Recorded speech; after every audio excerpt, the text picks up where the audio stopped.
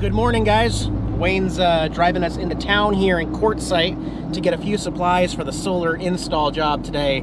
And the town looks a little different than you might see it in its hustle and bustle of like RTR times. It's dead. In fact, many of the stores that we were visiting are already closed for the season. They'll reopen in November. They just shut up shop and wait for it to get a little less hot, I guess. Anyway, this is quiet times, and it's cash only. Almost everything in Quartzsite is cash only. Got to go find a ATM so I can get my stuff. What's going on, everybody? Good afternoon to you, coming to you from the desert of Arizona here in Quartzsite. And I got a magnet to commemorate my stay here in Quartzsite, a little camel on it. As I previewed in my last video, Miranda here is getting ready to get a massive solar kit put on, and RV Pepper Wayne's doing the work. And today's project, we got to pull the fridge out because the wires from the roof are going to go through the fridge vent, so we're not drilling any more holes into the roof. They got to come down the edge and tap into the stuff going on down here, the batteries and the inverter and the charge controller and all that stuff. So fridge got to come out. Wayne's prepping that up on the roof above us, getting ready to drop the wires down and figure this out. The panels are all wired up on the roof. They are all mounted with VHB tape and metal wood screws. We just need to seal it with some die-cord later. Let's go up on the roof and I'll show you what it looks like. Use my trusty aluminum ladder here. Oh yeah.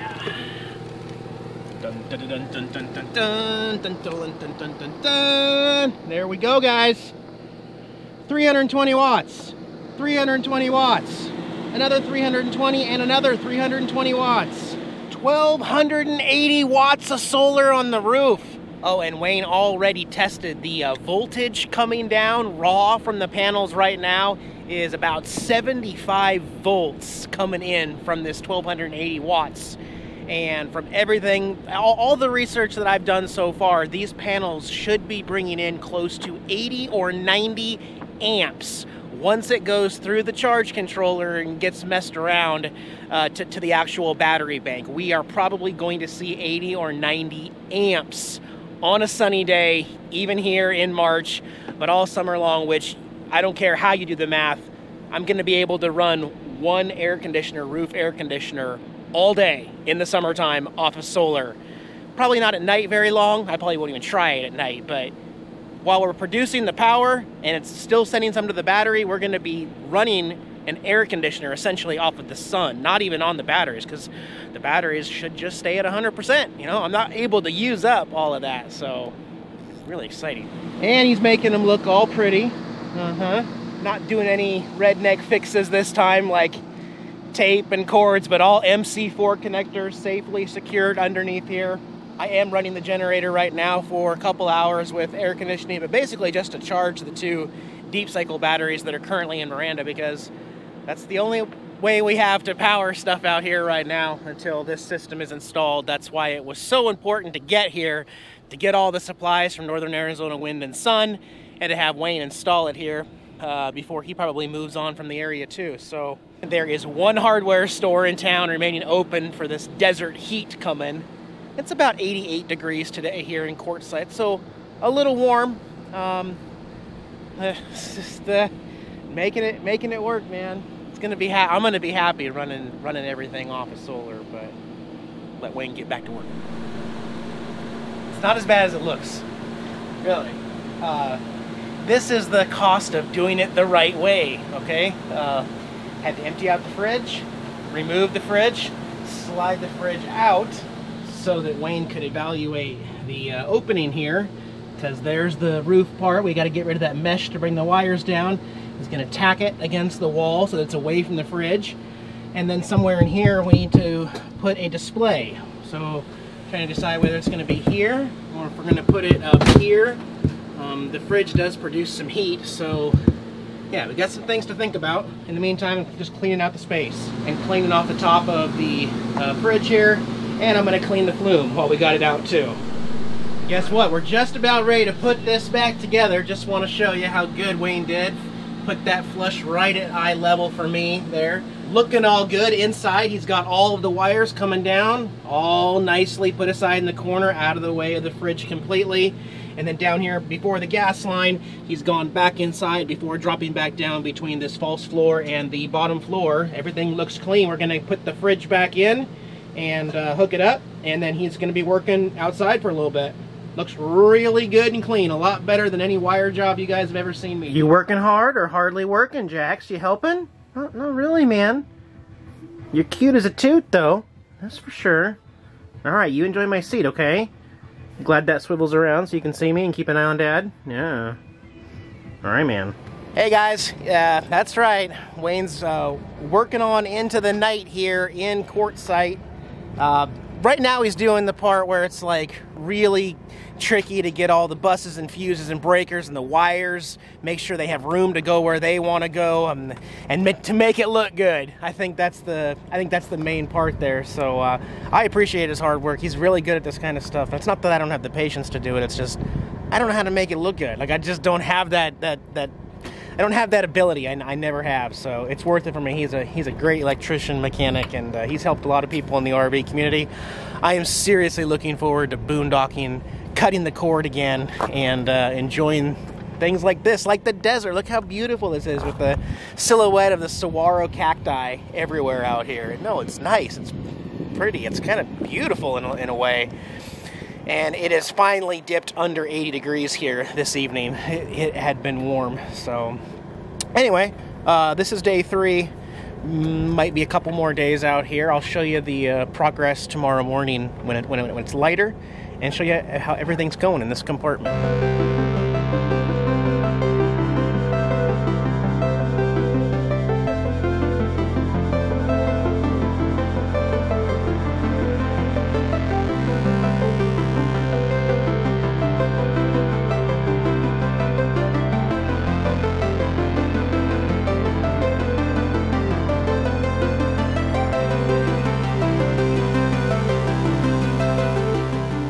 Good late afternoon, everybody. It's the next day on a cloudy, overcast day here in Quartzsite, Arizona, and Wayne has been at it here, working back on the DC side of the inverter. Friend Robert stopped by over here, hanging out with us, drinking some barley pops with us, and I'll show you what Wayne's got going on now. I don't want to interrupt him too much, but on the DC side, he's built the jumpers in here with the batteries pigtailing them together. He's got the battery shunt down here. We got this terminal up here. What's this guy called? The fuse. The fuse itself, and big wires everywhere. Everything's looking clean, being put away, and just finishing up the last touches of, well, transferring the old DC system over here. And what I mean by that is my old batteries were in here, and they were not direct replacements with the Battleborn lithiums. They were actually bigger than 24 groups, so I could only fit one in here, and there was just no reason to do that. So that's why we decided to bring all 3 batteries in the same port here, and now Wayne is working on back there with those grommets, bringing the wires that were over here. You got the alternator charge wire, you got the stuff that goes to the converter box, and a bunch of wires. Everything is being diverted over, and then this space will be changed over into something different. It won't have any batteries anymore. It'll just be for storage. But Wayne's making sure he's got all the right wiring and battery connections and everything figured out. And then I'm going to have 2 extra old deep cycle lead acid batteries there to give away to somebody else. So right now the DC in the RV is turned off for this so that he can reroute everything to this cubby hole. And then the last part after that is going to be hitting this up with the fuse box converter in there to power all the outlets. But in order to do that, we have to run thick cable to the box and back, because it's going to be a pass-through system down here so that it goes through solar first and then the generator or shore power. And more on that later. Oh, and then up on the roof, we still need to tack down the panels. They have been secured, but we got some Dicor to put over the screw holes and all the cable ties that are holding to the roof, and then we should be finishing up here pretty soon. So I think my next video I will just show the finished product here from the desert. We shall see how it goes. But let's see, let's give a little water update. As I mentioned, I had bumped that water issue I was having video to a live video just to kind of generate some feedback, and I really appreciate everybody chiming in. The most common thing people were saying was just cap those 2 vents that leak while you're driving, and you can't do that, guys. I know it sounds like a good idea, you know, just cap your leak, but the water tank is designed to have that pressure so that in order to pump water from your water holding tank, you have to have something open on another end to allow air to come through. And while you're driving, especially when you're going up mountains and elevation and stuff like that, you especially don't want to have that a closed system. You can rupture it and the tank can collapse as you're driving over the mountains. So it's definitely not a good idea to cap your water tank vents and drive with them capped. That's a terrible idea.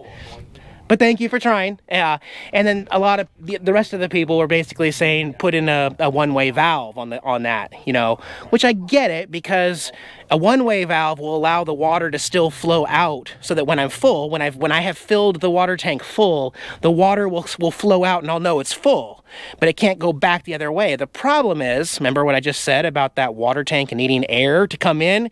You can't have a one-way valve because you need air to be sucked in the opposite way through the same port vent, so that the water pump can pump. Otherwise, you turn on your water pump and try to use the sink, it can't even pull water out of your tank because you have capped it on the other side where you've put in a one-way valve. So I guess it's a little trickier than it seems, but I will say that based on a couple people's suggestions and Wayne and I putting our heads together, we have come up with a solution that I have not done yet because I can't order parts because all the stores in Quartzsite are closed for the season until October. But the plan is still to reroute both vents separately under the chassis, along the frame.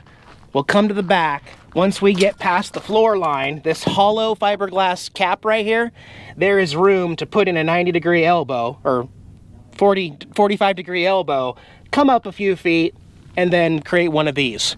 And that means that guaranteed this spot up here will always be higher than the water tank can ever be that's below the surface here, meaning we can both vent and we have an overflow that will spray water out when I have acquired and made that tank full of water. So that's where we're at, and that's the only real fix that's going to work, that I know is going to work, and that, you know, scientifically it'll definitely work. So I'm going to work on that soon, but we're not going to be doing that project here in the desert because all of the services here in the desert are closing up for the year, as I mentioned. There's one hardware store open until I think April 15th.